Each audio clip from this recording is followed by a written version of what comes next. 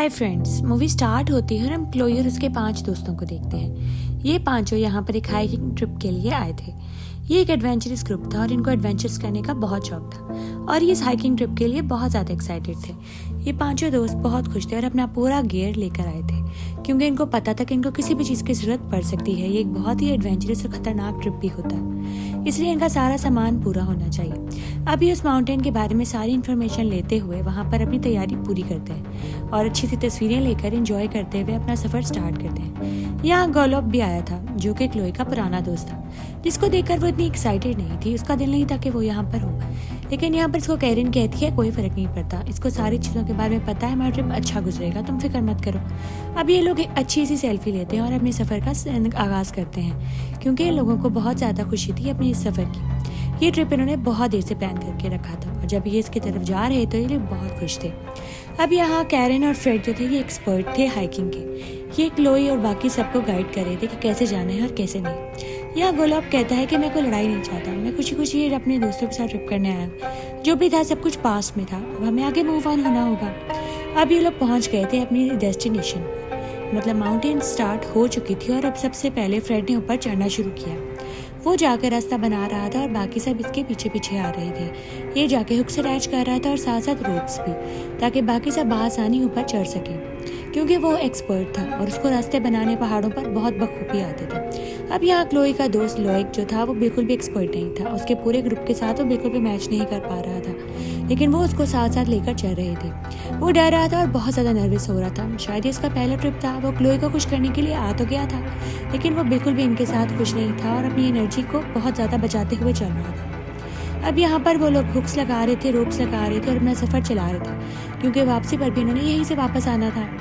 अब यहाँ पर क्लोई वो भी बहुत एक्सपर्ट थी फ्रेड और कैरन की तरह, और वो अपने फ्रेंड को समझा रही थी कि तुम्हें कुछ भी नहीं होगा, तुम बिल्कुल फिक्र मत करो, तुम आइंदा से हमारे साथ हमेशा आया करोगे, तुम इतना एंजॉय करोगे। हम लोग भी जब पहली दफ़ा आए थे तो डर रहे थे। अब यहाँ पर एक पुल था जिसको पार करके उन्होंने पहाड़ की दूसरी तरफ जाना था। ये पुल थोड़ा पुराना लग रहा था। सबसे पहले फ्रेड इसके ऊपर से गुजर के चला जाता है। अब बाकी दोस्त आराम आराम से अपने हुक से अटैच करते हुए इसके साथ आ रहे थे। क्लोई भी आराम से आ जाती है और उसका फ्रेंड गोलोब भी।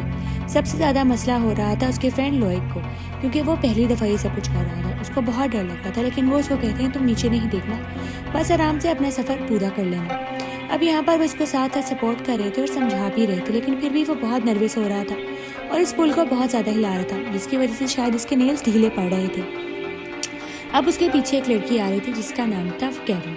वो एक्सपर्ट तो थी बहुत ज़्यादा, लेकिन जब इसने इतना ज़्यादा इसको हिला दिया तो ये पुल बहुत पुराना होने की वजह से थोड़ा सा ढीला हो रहा था।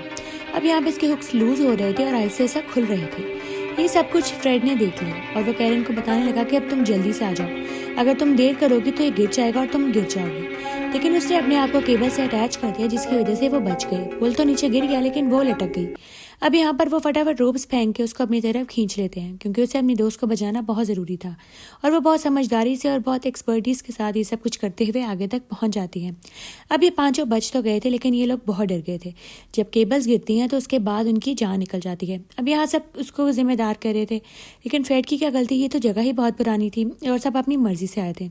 यहाँ लोग सबसे ज़्यादा ओवर रिएक्ट कर रहा था, वो सबसे लड़ने लग जाता है, लेकिन अब इनको कोई और रास्ता ढूंढना था क्योंकि ये रास्ता तो टूट चुका था। अब वो नया रास्ता बनाने के लिए पहाड़ की दूसरी साइड पर चढ़ना स्टार्ट कर देते हैं। फ्रेड कहता है कोई मसला नहीं है, शाम तक हम लोग अपनी जगह पर वापस पहुंच जाएंगे, अपनी गाड़ी तक ज़रा घुमा कर आएंगे, अब यही होगा, लेकिन हम कोई ना कोई रास्ता बना लेंगे, कोई ना कोई रास्ता तो ज़रूर होगा। अब वो केबल से अटैच करता हुआ, हुक से अटैच करता हुआ नया रास्ता बना रहा था अपने दोस्तों के लिए। अब यहाँ पर वो दोनों ऊपर जाते हैं और इन तीनों को नीचे छोड़ देते हैं। फ्रेड और कैरन ऊपर जाकर कहते हैं हम लोग देखते हैं, अगर कोई रास्ता समझ आता है तो तुम लोगों को ऊपर बुलाते हैं, वरना तुम तीनों यहाँ पर रही रुको। अब यहाँ लोइक बहुत नर्वस हो रहा था और बहुत ज़्यादा टेंशन क्रिएट कर रहा था। वो कह रहा था मेरे हाथ स्लिप हो रहे हैं और मैं नीचे गिर जाऊँगा, लेकिन उसकी केबल इन सबके साथ अटैच थी।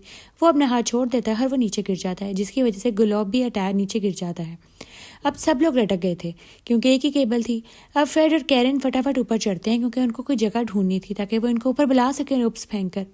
अब ये लोग जैसे आते हैं ऊपर देखते हैं कि यहाँ पर इनको कोई रास्ता समझ नहीं आ रहा था, लेकिन फिर भी अब कोई रास्ता तो ढूंढना ही था।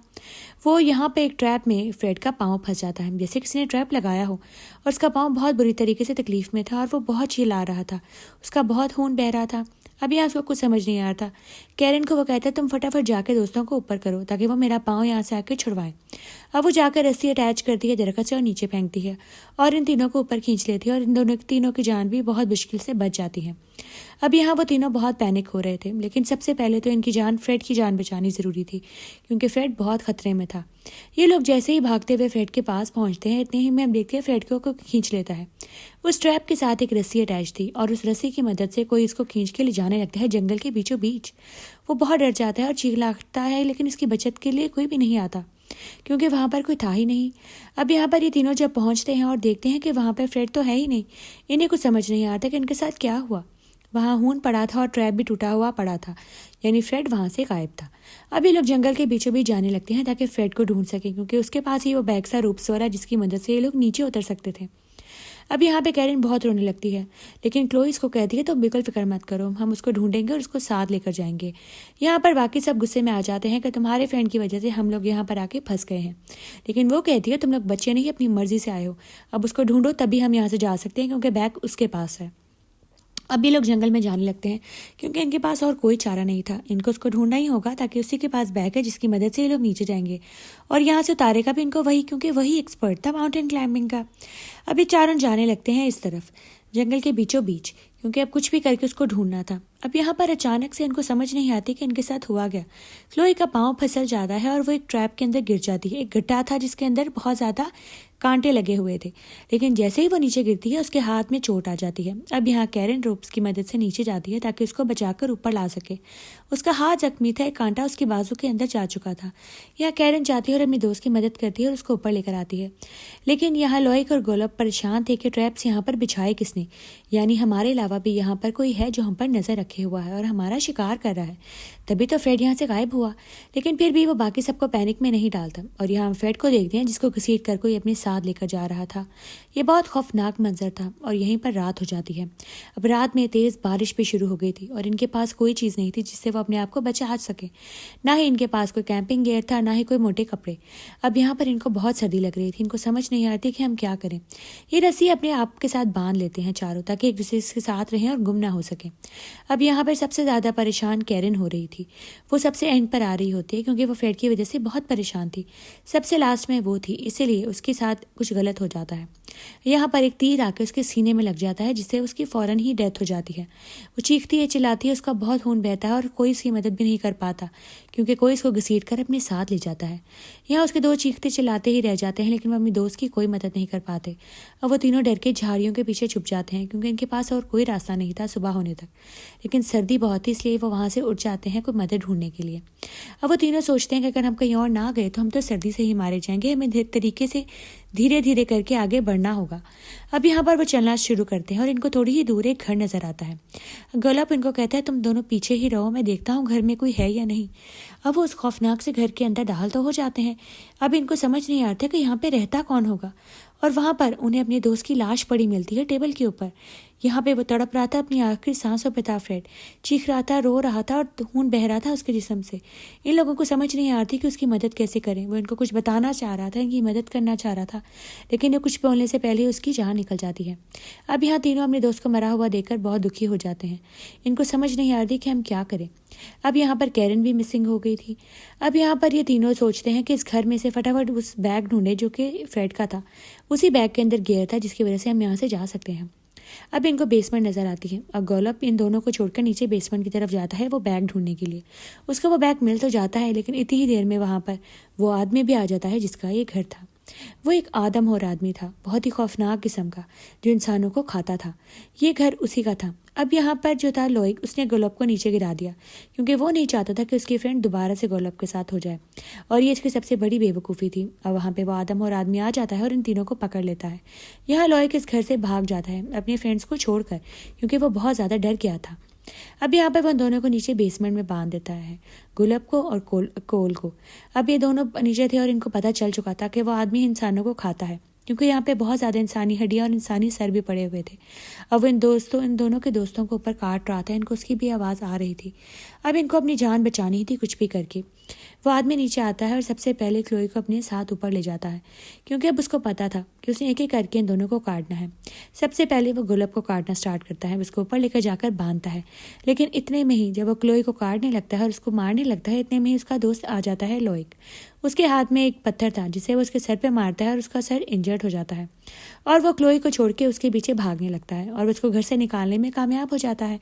वो भाग रहा था और उसके पीछे वो पागल आदमी, वो उसको छोड़ने वाला नहीं था। अब यहाँ क्लोई बहुत मुश्किल से अपने बाजू खोलती है और नीचे वो अपने बाजू खोल लेता है और अब ये दोनों मिल जाते हैं और इनको समझ आ गई थी कि हमें यहाँ से निकलना है तो उस आदमी को मारना ही होगा, वरना वो किसी ना किसी तरीके से हमारा शिकार कर ही लेगा।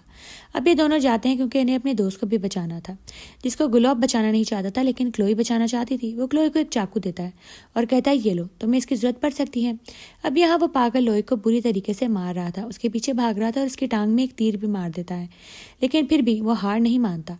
जैसे ही वो पागल आदमी उसके पास पहुंचता है, वही तीर वो उसकी टांग में भी मार देता है, क्योंकि अब वो बचना चाह रहा था और अपने आप को बचाने के लिए उसे जितना भी लड़ना पड़े वो लड़ने के लिए तैयार था। अब उसके अंदर इतनी हिम्मत पता नहीं कहाँ से आई, और लेकिन उस पागल का मुकाबला वो पूरी तरीके से करता है। अब यहाँ पर उसके बाकी दोस्तों की आवाज़ें भी आ रही थी। उस पागल को पता चल गया था कि वो दोनों इसके पीछे आ रहे हैं इसको बचाने के लिए। अब यहाँ पर वो नीचे लटक जाता था पहाड़ी से, क्योंकि उसकी जान बिल्कुल खतरे में थी और बिल्कुल मरने वाला था वो। अब यहाँ पर लोइक भी पहुंच जाता है और क्लोई और गुलाब भी। अब यहाँ पर वो उसका हाथ पकड़ता है इसको ऊपर खींचने के लिए, लेकिन उसको याद आ जाता है कि उस घर में इसने भी मुझे बेसमेंट में मरने के लिए छोड़ दिया था, इसलिए वो उसे बदला लेने के लिए उसका हाथ छोड़ देता है और अपने दोस्त को मरने के लिए नीचे गिरा देता है। अब यहाँ लोई का बैलेंस खराब हो जाता है, उसका हाथ छूट जाता है और वो नीचे गिर जाता है।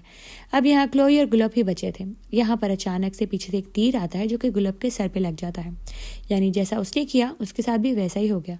अब क्लोई बिल्कुल पागल हो चुकी थी, उसके हाथ में एक चाकू था जिसको लेकर वो उसके पागल के पीछे भागती है, क्योंकि अब उसको मारना था, उसके पास और कोई चारा नहीं बचा था। उसने उसके सारे दोस्तों को मार दिया था, उसका ट्रिप उसने उसके लिए खौफनाक मंजर बना दिया था।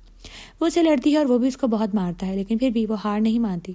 उसके हाथ में जो चाकू था उसे वो उसकी गर्दन काट देती है और बहुत मुश्किल से यहाँ से बच के हमेशा हमेशा के लिए निकल जाती है और उसका नाइटमेयर खत्म हो जाता है। दी एंड।